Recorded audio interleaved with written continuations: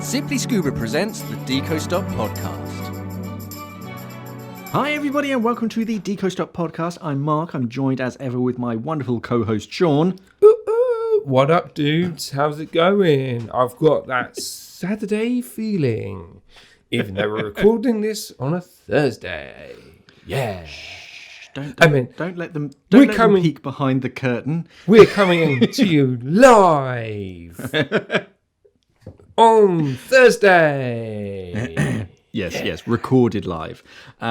So yeah, we're here to talk about scuba diving stuff. So first off, quickly looking at the Simply Scuba websites, the first thing is that we've updated our sort of behind the scenes programmy stuff, digital computer. Oh thing. Yeah, you're selling it, Mark. You're selling it. What it basically means is that we have a bit more greater control over what happens on the website. By our own website. Yeah, from what I understand, we had this platform and it was quite rigid and strict in kind of what we could and couldn't do. So that there haven't been that many like leaps forwards. But now we do have quite a few things, and we also have another system that allows us to do some other bits, clever stuff. So yeah, it is going to be updating sort of soon as the IT people can work their magic and write their code or copy and paste it from a different website. Yeah. But yeah, so we're so we're looking at sort of installing some new features just to make your lives a little bit easier.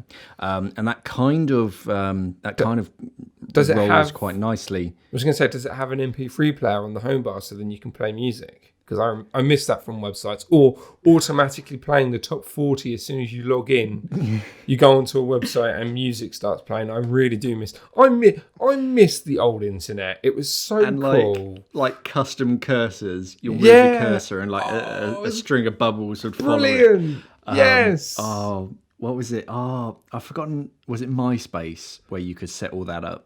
So as soon as someone visits, it would like play your favorite song. MySpace was brilliant for learning HTML. It was fantastic. You could literally strip the entire thing and fully customize it. It was brilliant. I lost connection for a moment there. So apologies for that. Technical difficulties. Well, there was technical difficulties for us, Mark. I haven't told you yet. This is coming to you live on Thursday afternoon.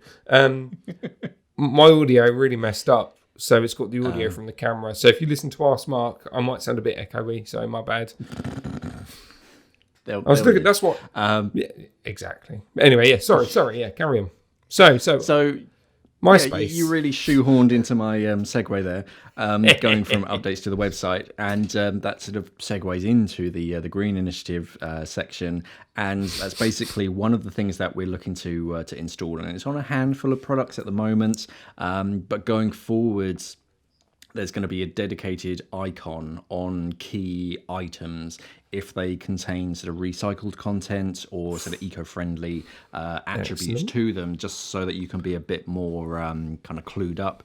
There's also going to be search functions as well, so that you can search for, if you want a more sort of eco-friendly alternative, just so that you can sort of make a bit more of an informed decision, and kind of if you're struggling between two, then this will basically say, oh well, this one uses recycled content, it's all plastic-free packaging, or this, that, and the other, and so yeah, you'll start to see that on product listings on Simply Scuba. That is good to hear. Yeah, it's on a handful of products already, just as like a beta test. So you'll see it on the Fourth Element Surface wetsuit, because that's the one. That's the one that uses recycled turtles. No, that's the plant-based neoprene one. So yeah, if you go on that listing, there's a little sort of recycle icon on that, and it tells you a little bit something about it. But yeah, obviously we have to do it on a product by product basis, so it might take some time for it to all populate. But yeah, going forwards, that's what it's going to be like. And I was actually looking at the buyer's guidelines, and they basically have this sort of traffic light system whenever they're looking to buy a certain product, and they basically say if it contains this much recycled content, or it's made out of this and such, then it's kind of a green light. If it doesn't use recycled content, but it's this, that, and the other, then that's kind of okay, but not preferable. And if it contains this or that, then no, don't even stock it. So we have very high. We have a very high. Sort of strict before it even hits the shelves. We kind of consider whether it's eco-friendly before we even buy it. So that could be one reason why we're not stocking something. It's because it contains a certain whatever it is, like sort of palm oils and all that kind of stuff. So and we also support 1% for the planet. So if you go to 1% for the planet, all one word.org. And if you search for Surf Dome, that's the easiest way to find it. That sort of breaks down, well, because they wrote the article from Surf Dome point of view, and it basically breaks down our Green Friday, which is instead of Black Friday, we do a sort of eco-friendly side of things where 1% of our gross profits goes towards an actual sort of eco foundation, and it gets sort of donated to a good cause. So yes, always focused on the planets is our company, which is wonderful. It is. And onto social channel updates, Sean. Hello. Yeah. So stuff happened. It was social, and lots of pictures, lots videos. of pictures and videos. Before I crack into it, there isn't too much today, but this segment has a tendency of completely going off topic. I just want to say happy birthday to girls that scuba. They're 5. I say today, not today. They were 5 a couple of days ago. So happy birthday, nice work. Okay. Glad that's all tracking, and here's to another 5, 10, 15, 20 more years. That's awesome. You're People so still good say at this, that. Sean. You're Keep so on good. trucking. Thanks. Hashtag keep on trucking, girls that scuba. They're going to love it. They're going to start using it. So anyway, swiftly moving on YouTube. Now, normally, we film this on a Friday morning, and by the time we start filming, the vote goes live. Yeah. We're obviously filming this on a Thursday afternoon because we're busy boys on Friday morning. We're going to be busy yesterday. Yes, we were going to be busy yesterday. So the vote is now live, technically, when you're hearing this. So you can, the three subjects, the 3 titles of the 3 videos that you can vote for are 5 ways to help your local dive school. What can make you a bad scuba diver, and how scuba diving will change your life. Now, normally I do it in an order of this is what's winning first, but obviously we can't do that. So, Mark, I'm going to go to you. What's going to win? What's going to come second? What's going to come third? And what are their percentages going to be? So 5 ways to help your local dive school. What can make you a bad scuba diver? Well, that one's going to win. How scuba diving will change your life. So I'd say what can make you a bad scuba diver? That's going to win. That's going to get probably about 50 to 60%. Oh, you're not going to go specific. You're not going to be like 58. Okay, I'm going to. No, I'd go with 56. Okay. How scuba diving will change your life? That's probably going to come in second, I'd say. So that's probably going to get in the sort of the 20, 28, 29, probably 29%. And then 5 ways to help your local dive school. That's just going to be the remainder, however much that is. Yeah, cool. 100,000%. Wicked. If that doesn't win, that's going to get deleted off the list.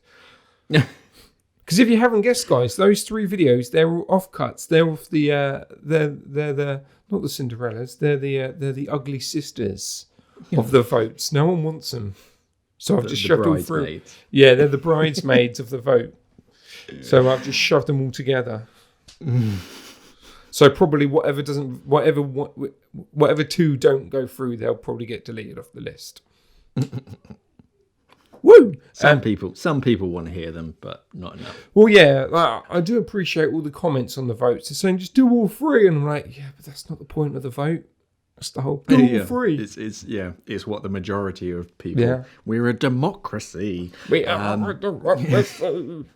Yeah, cool. Awesome. So yeah, get voting. The vote's going to be on the community tab. So go over there now. Do it. Come on. Thank you. And now, next lot, because the dive brief, Mark. Now that normally goes live on a Wednesday at 10 a.m. But the previous videos have been knocking it out of the park. So I thought it deserved a prime time slot. So the dive brief is still going to be going live on a Wednesday, but it's got the prime time slot at 5. Like Surface Interval, all of our main videos go live at 5. Just like the BBC. Yeah. Everything, all the big things go live at about 5 o'clock in the afternoon. Yeah. And now the dive brief is one of them. That's cool. I hope everyone's enjoying that. Obviously, it's more product-based, website-based, but everyone seems to be enjoying it. I'm saying if you're enjoying it, they are enjoying it, which is really, really good to hear. And I think because of that as well, it's definitely helped with our subscribers. So we have had a massive surge over the past month of subscribers. So hello to all the new people that have subscribed.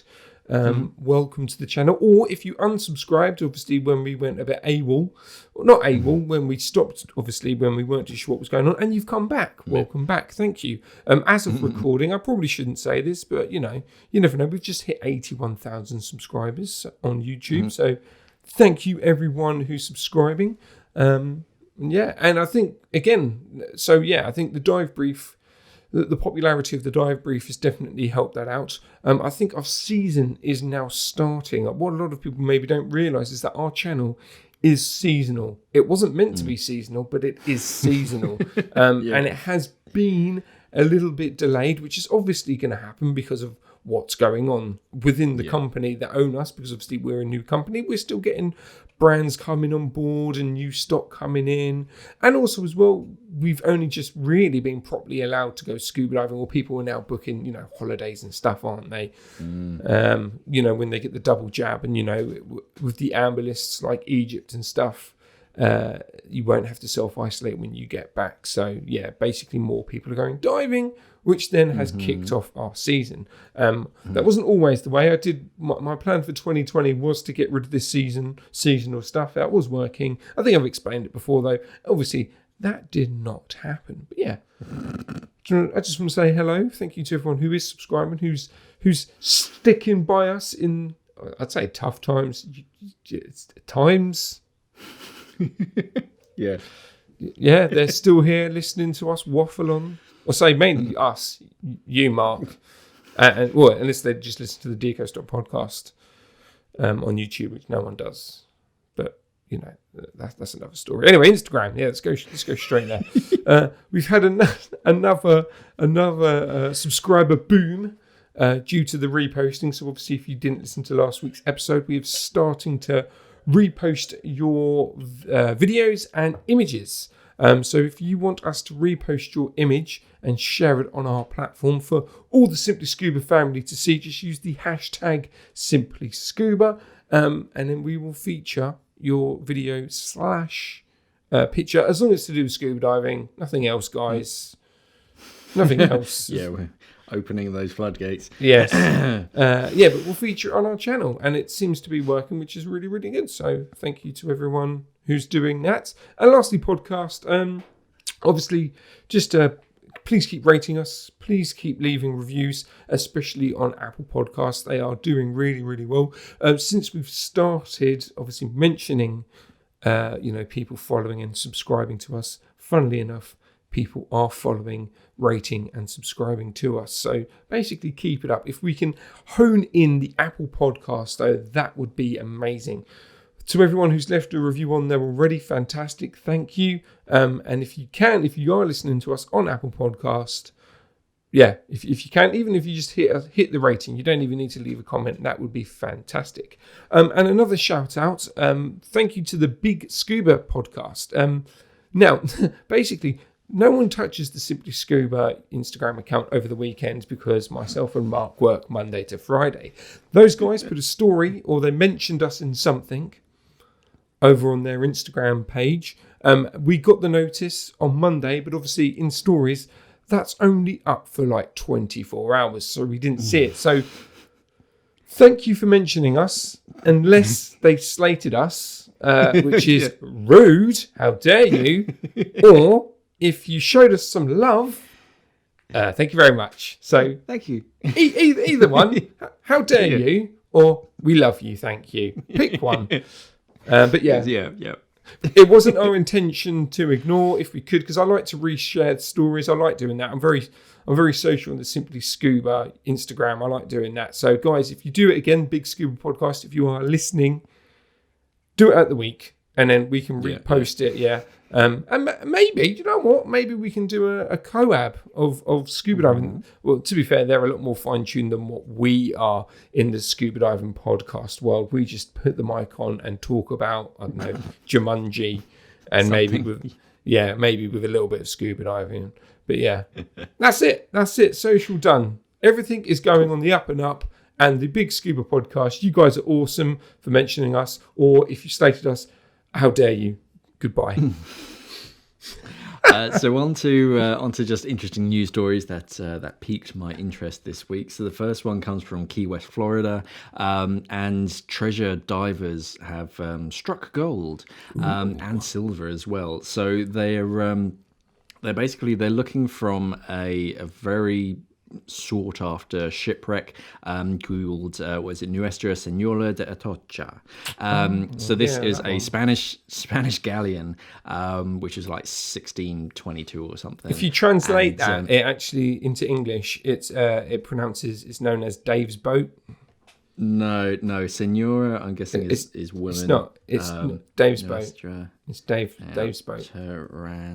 See, guys, you wouldn't get this on any other scuba diving podcast.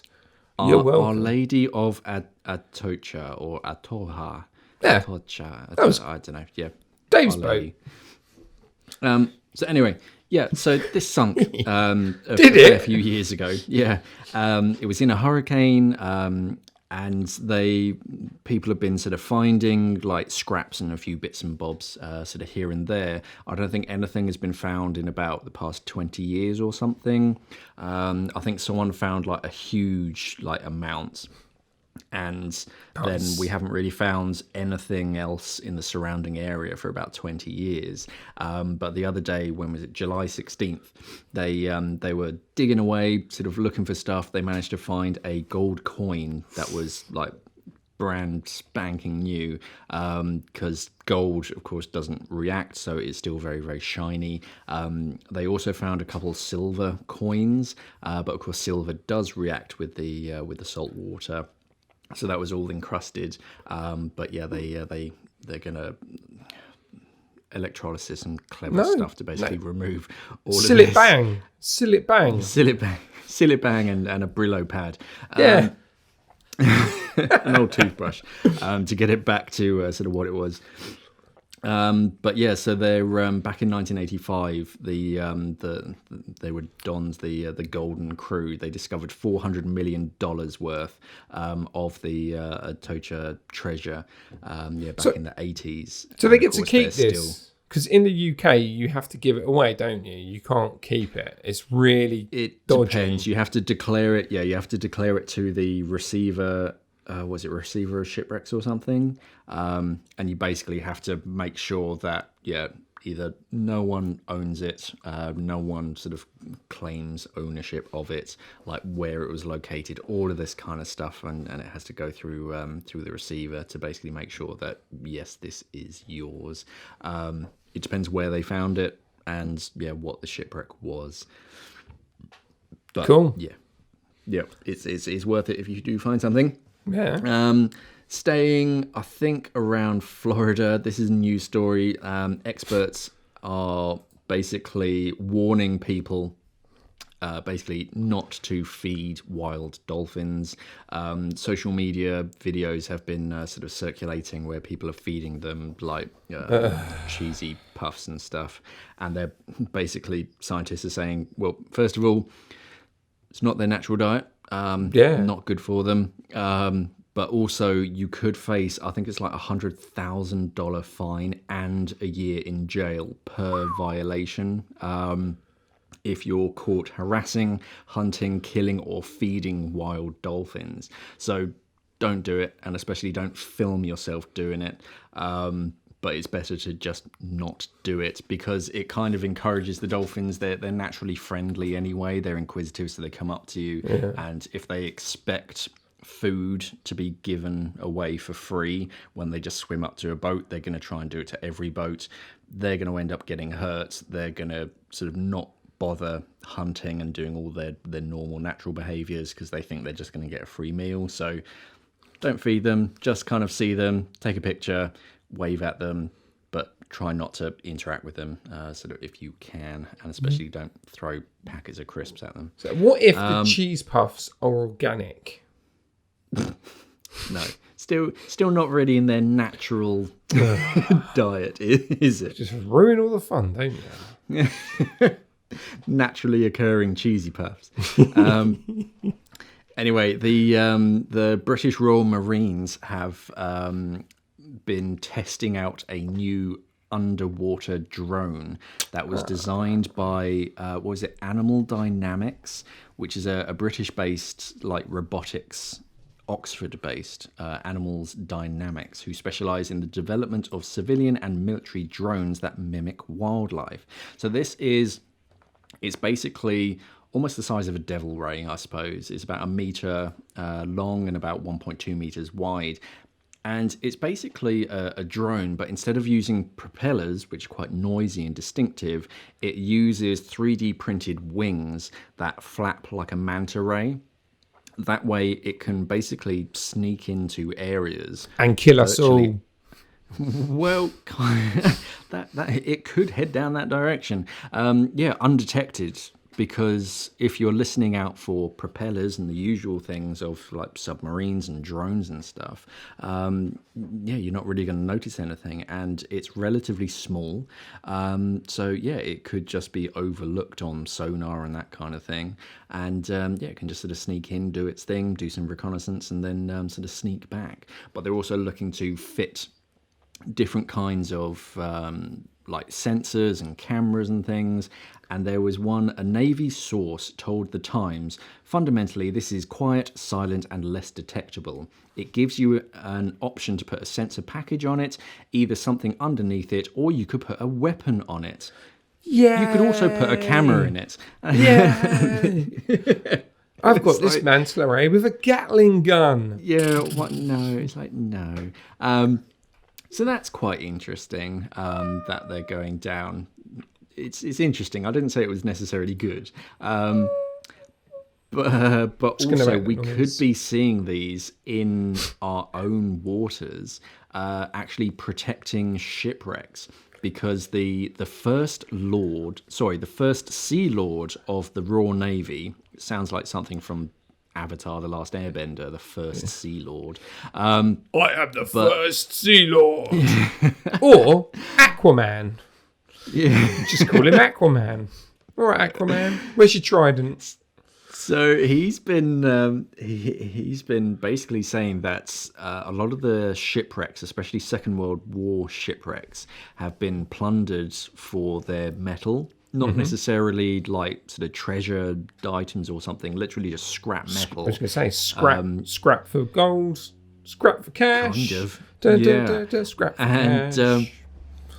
So he's looking to like implement underwater and surface-based drones to patrol key shipwrecks, more particularly the sort of sea graves from looters. So yeah, if you do that, stop it. But yeah, you might see this drone.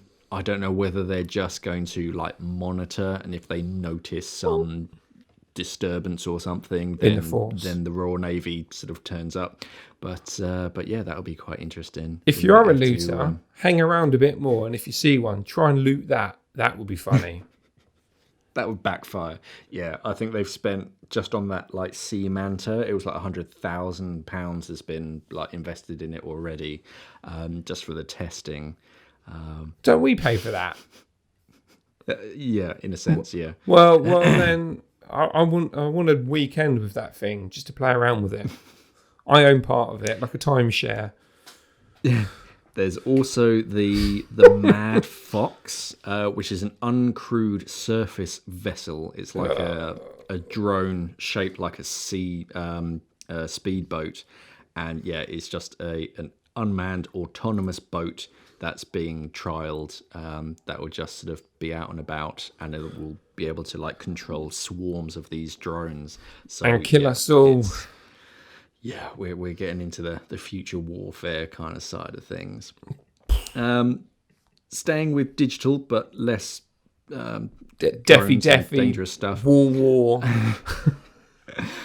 Scuba Digital, the number one online dive show, has Isn't it the only one? So tickets. It's not the only one, but it's the pure digital side of things. It's in partnership with the Divers Alert Network and Global Underwater Explorers (GUE). But tickets are now available for this year's show. It's the 22nd to the 25th of October. So far, oh no, that's supported by sponsors. No, I want to see booths. So there's going to be a GUE, Education, Conservation, Exploration. Dan, they're going to be sort of doing talks and things, and Truth, quite a few others. So it's basically, it's like a Zoom conference kind of, but it's a digital dive show, so you don't have to leave your home, and you can talk with other divers from all around the world and watch these presentations. It's quite interesting, and then you can watch them after the fact as well. But yeah, if you want to if you want to buy tickets already, they are available from their website.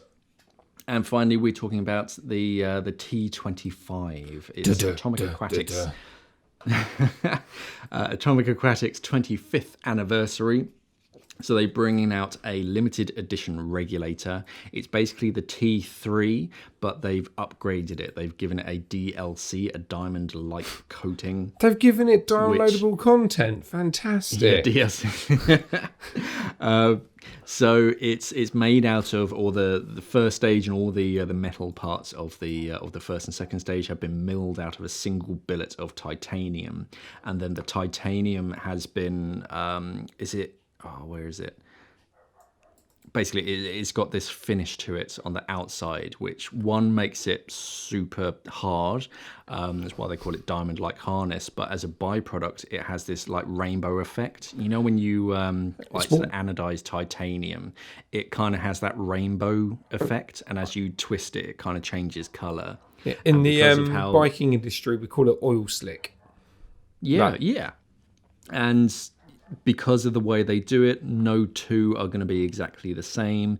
It's limited edition. They're only making a handful. I can't remember the exact number. 200,000. It's less than that. But very, very cool. I mean, the T3 is a lovely regulator. It's incredibly lightweight. I think this one is about 800 grams or something, the first and second stage, and that's the A clamp, the yoke version. So incredibly light. Well, watch this space. Cold waters. Titanium isn't the best at cold waters. That's probably the only thing that I'd say. But otherwise, it's a very, very nice regulator. What I would say is, if you're buying this, it ain't going to touch the water, or you do it like once or twice, and everything it just gets put in a box, like your Lego. You just don't open it, guys. It decreases the value. I mean, one of the nice things is all of the like clever little valves and features on the inside. I mean, that you only have to service it once every 3 years. Awesome. Not every year, like most regulators. Well, that within itself is a saving. So if it is a bit of dollar, that's definitely something to consider. But we don't know when we're getting it. Do you? Do you know when we're getting it? Or if it's no promises. I think it's in the next couple of weeks. We should start to see them. They're sort of building them at the moment, but yeah, I think actual stock, give it about just over a week, and yeah, they'll probably be on our shelves. No promises. Too late. Too late. We've got to do a lovely unboxing on that, like guns blazing. I'll get some party streamers, Yeah, that's it. During the unboxing, I want you to wear one of those cone party hats. Yeah. And now and again, just get one of those. Yeah. Yeah. Now and again, just do that. Cool, man. All right. Yeah, that's pretty funky. That's awesome. You can check it out if you head over to our Instagram. I posted a picture of it a few days ago. You did. I did indeed. Cool, man. Yeah, and hopefully I'll get my grubby little mitts on one in the next few days. Oh no! It conveniently got lost in the post. If that actually happens, I'm only joking. Internet fusion. I'm not implying that would happen. Yeah, the insurance on that is going to be fairly hefty. Yeah, definitely. Well, thanks very much for that news. So we're going to get killed by drones and not hear the death. Yeah. No, we won't hear it coming. Yeah, we won't hear just the manta wave behind us. up to us. You hear the Gatling gun come out. You just hear, and then that's it. Nothingness, or heaven or hell, depending on what you believe. Cool. There'll be a little blue light in its like camera eye, and then it will just turn red. And that would be that insta kill. That's Spider-Man. Cool. And the T1. So what we'll do, the scuba diving digital, I'll put a link into our YouTube channel, so that's going to be pinned in the comments. And also, obviously, I know this is a bit late, but I might as well say the 1% for the planet. I will also link that as well. So yeah.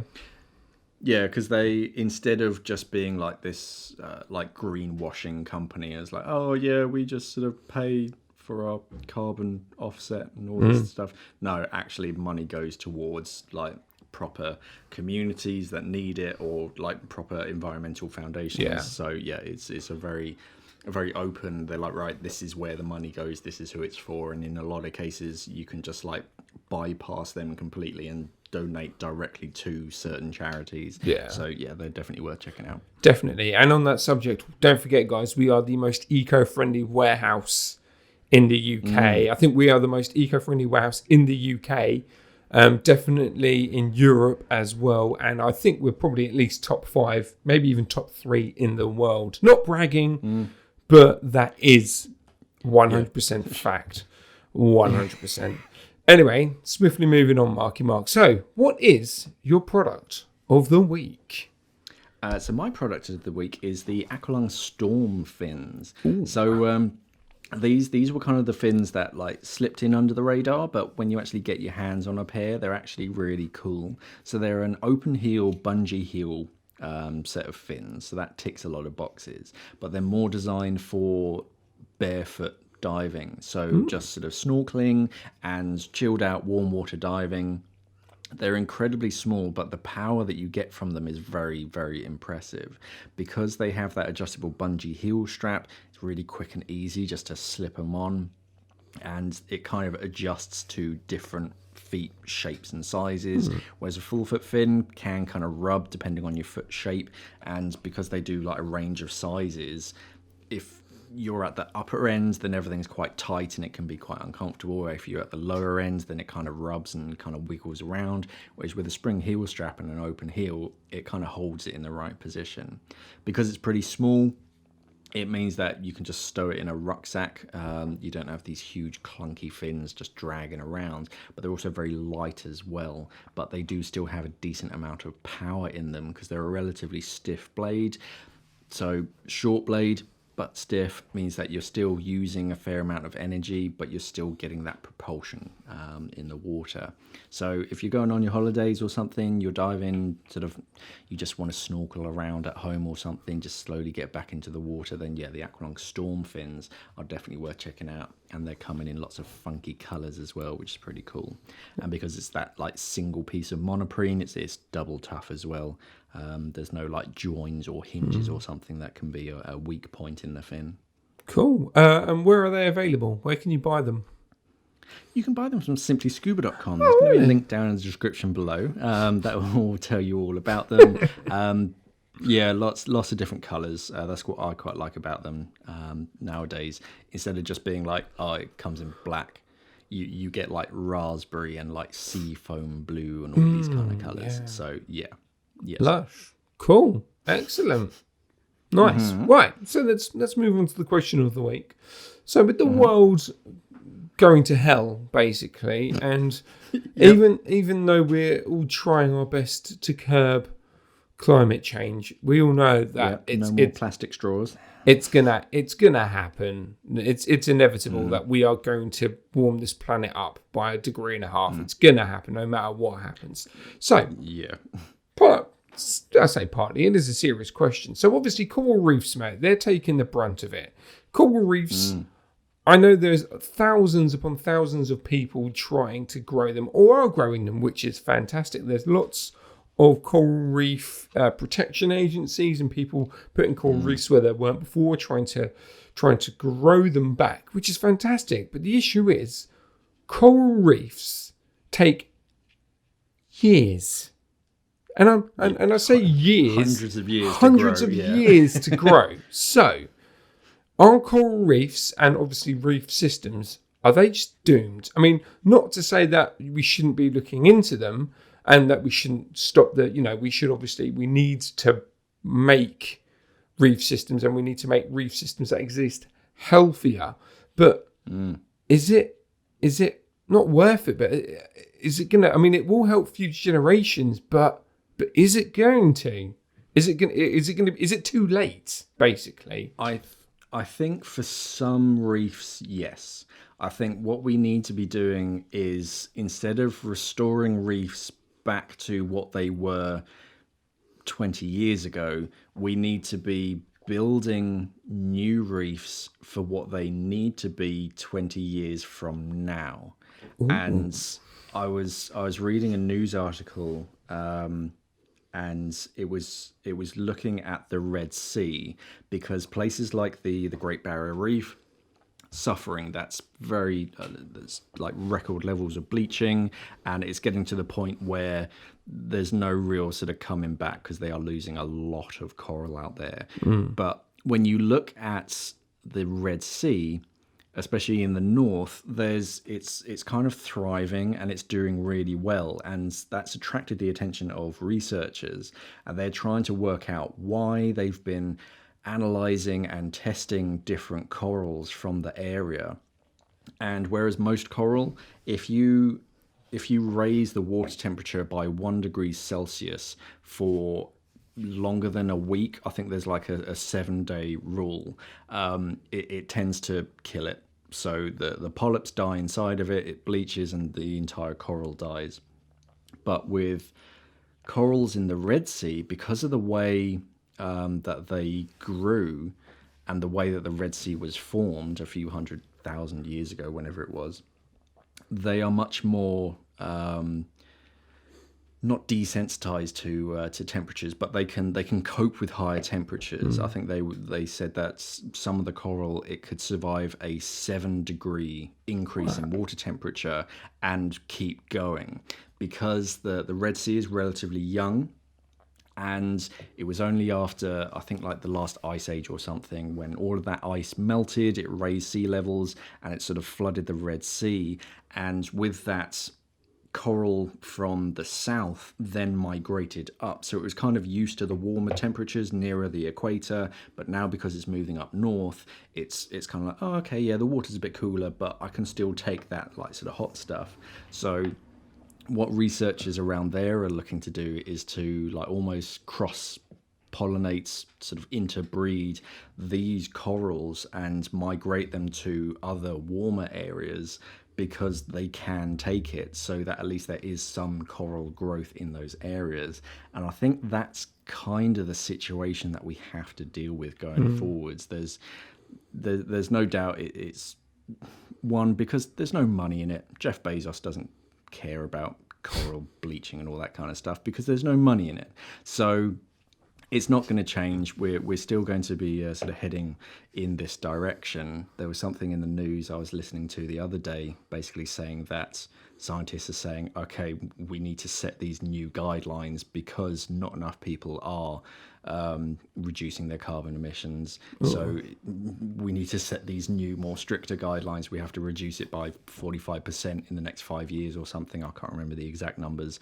So yeah, it's still going to head in that direction. So I think we need to look at what the oceans are going to be like in 20 years' time and aim for that instead of trying to maintain what we already have and try and get it back to what it was like 10 or 20 years ago, because there's no point. There's no way that can be grown again and survive in the future. We kind of have to change it to what it needs to be in the future, and do it now before it's too late, because it would just, because yeah, as you said, it takes years and years, decades for any substantial growth. So yeah, we need to get on it now. What if we were to man those drones with coral spores and then they feed it into the ocean? That'd be good. Yeah. Yeah. Or get them a Gatling gun in their Gatling gun rather than bullets. Like coral sperm, fertile sperm. I saw a great photo, and it was a border collie, and he was running through the woods, and the caption was, "This dog's job is to like plant seeds," and they basically fitted like saddlebags either side of him, and his job is just to run through the forest, and as he runs, he's just planting seeds all over the place, and you're like, yeah, that's a pretty good job for a border collie. I'd love to do that sort of job. Love it. That's cool. Is that all? That or the fish. Because apparently, if you just like take a fish and like gently just put it into water, or some specific species of fish, whatever, if you just like gently introduce it to a lake, it just ends up dying. But if you like literally just throw it into the lake, that kind of shock just kind of like wakes it up and gets it into this, okay, I need to look after myself and like start feeding and do all this kind of stuff again. So they do that in Canada. There's a lake that has like, I don't know what the fish is, low salmon or something. It's got low numbers. Yeah. So what they do every year or every couple of years, they get juvenile fish and they release them from an airplane into the lake.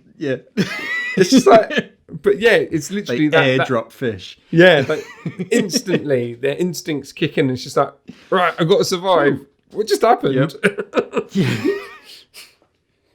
Brilliant, mate. Yeah. What do you guys think about coral? Let us know over on YouTube. Is it dead? Yes. Do we need to adapt to what's going to happen rather than try and salvage what we've done? Let's have a convo in the comments. And that's it for the podcast. Yeah. So thank you for listening, everybody. Don't forget to follow and subscribe and like and share and do all those social media stuff. If there's a subscribe button, push it. If there's an unsubscribe button, just ignore it. That doesn't do anything. Yeah. All the thumbs up and 5 stars, all that kind of stuff. Do whatever you can. That helps our channel grow. Obviously, don't forget to check out simplyscuba.com. It's growing every single day, better and better. And yeah, we have all sorts of interesting and new scuba diving equipment. And it's growing faster than coral. It's growing faster than coral. Unfortunately.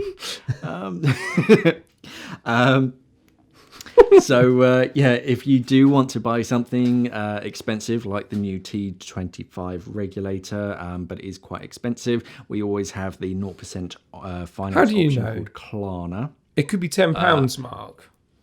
I'd be impressed. I think it's going to be north of 2,000. But anyway, yes, we do have some 0% finance options just to make your life a little bit easier. We also have Adyen, which is a new sort of financial sort of way of paying for things online. Makes it all encrypted, so all of your details are safe. If you do have any questions, comments, queries about anything to do with scuba diving, if you just write in your comments and put the hashtag #AskMark, makes it a lot easier for us to find, and then we will answer it in the show on Friday. Thank you for listening, everybody, and of course, safe diving. Stay classy, scuba divers. The Deco Stop podcast is produced and recorded by Simply Scuba, the UK's #1 dive store. Visit today at simplyscuba.com.